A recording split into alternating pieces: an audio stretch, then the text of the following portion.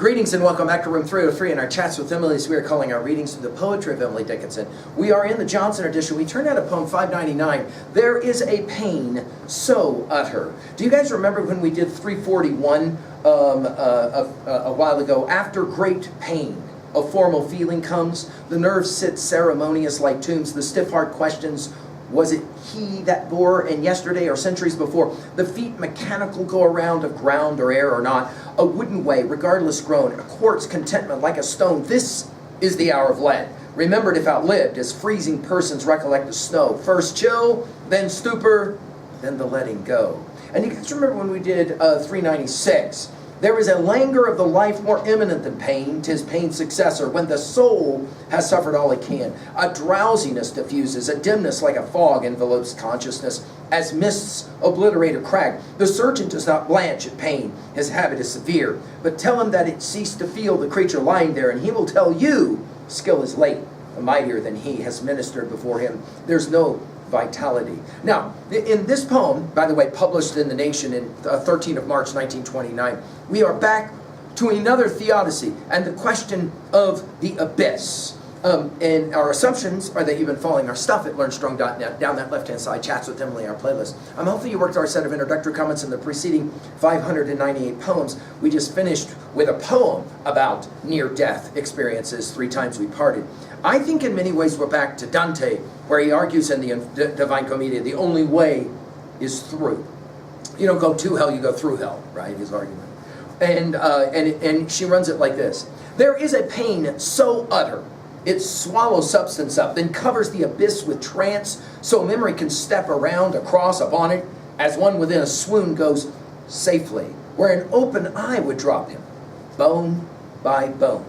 How is it that we get through pain and suffering? She says, there is a pain, right? I told you 52 of her poems mentions pain. Emily, one of the great poets of pain and suffering. Notice dash, so utter, dash. In other words, it's so overwhelming that it swallows substance up, right? In other words, it completely controls everything about your life, then covers the abyss with trance. Now, you'll remember abyss from 340. You'll maybe remember it as well from 546. You guys remember it this way when we studied it. To fill a gap, insert the thing that caused it, block it up with other, and 'twill yawn the more. You cannot solder an abyss with air.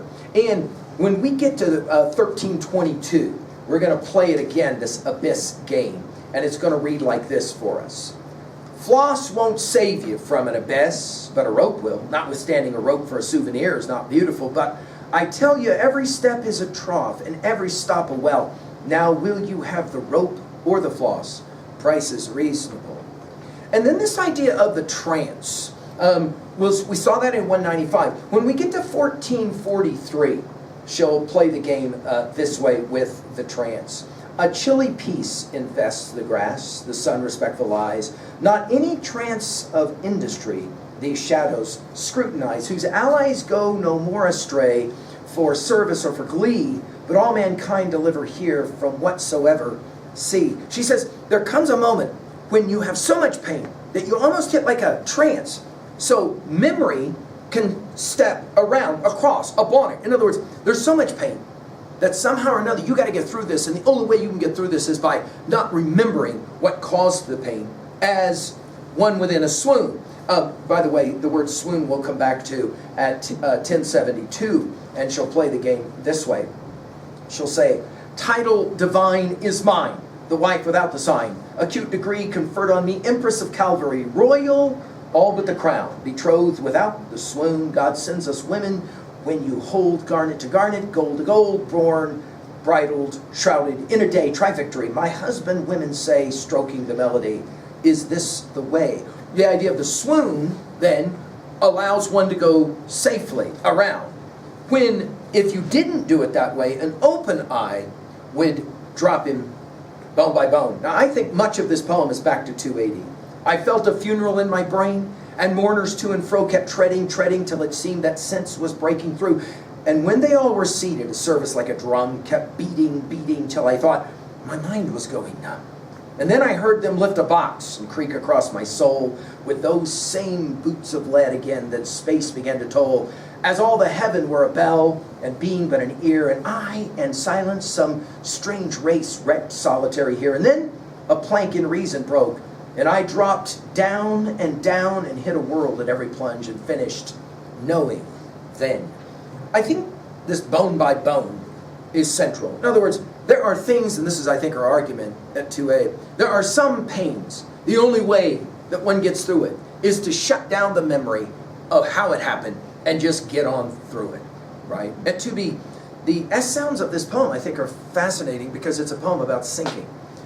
At 3a, well, we mentioned Dante in our last study, and of course we'll mention it here as well. What is it that Dante argues in the Divine Commedia? You don't go to hell, you go through hell. That is the key. And the only way to get through hell is what? To keep going. And sometimes you have to almost lose your memory to be able to do that. Finally, to own a poem like this, when was a time that you did have to just plow through? There was no way across the abyss other than to just go. Thank you.